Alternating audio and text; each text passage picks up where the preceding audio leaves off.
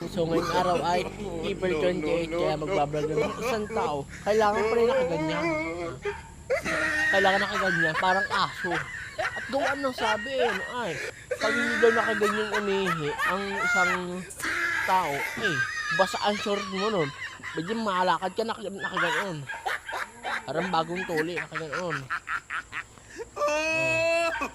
Basa ay. O kaya alagyan ng diaper, yun ang sabi. Nung kapag bagami ka, hindi nakaganyan ka. Para yung bagang, yung upo mo ay hindi matalsik yung kalikasan. Ganyan. Yeah. Hindi tapos hindi ka na lang daw. Yeah. Ay, ang kaigi naman nun. Hala daw nga niya pag hindi naman yung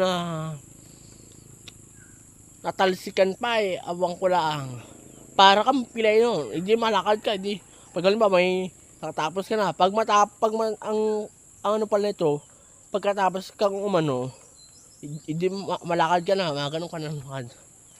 Siyempre, alam nga na, lumakad ka na, nakaganyan Nakaganon dapat pala. Nakaganon. Para mas maganda. Alam nga naman, lumakad ka ng maghahanap ka pa ng pahingi daw po nito, pahingi. Sabi naman ng sa tao ano naman ang gagawin mo dyan? Pamunas ka lang po sa puwit ko. Bakit? Mag-iiwang lang po. Ito, mabigyan kita. Pulang pang-iwang. Hindi, halakad na. Nakatapos Magano.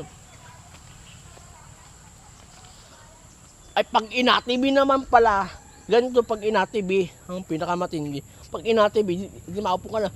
Gawa ng manganganak. Diyos ko po. Kamunti ka na nun. At yun lang, laging tatandaan ako si Mia Natividad Vlog. So, nangangarap pag isa sikat na vlogger. So, like and follow na kayo sa page ko, Mia Natividad Vlog. And then, yun ang pangalan ng Facebook YouTube, Mia Natividad Vlog. So, 3 2 ibig sabihin, I love you. Bye-bye. Subscribe YouTube channel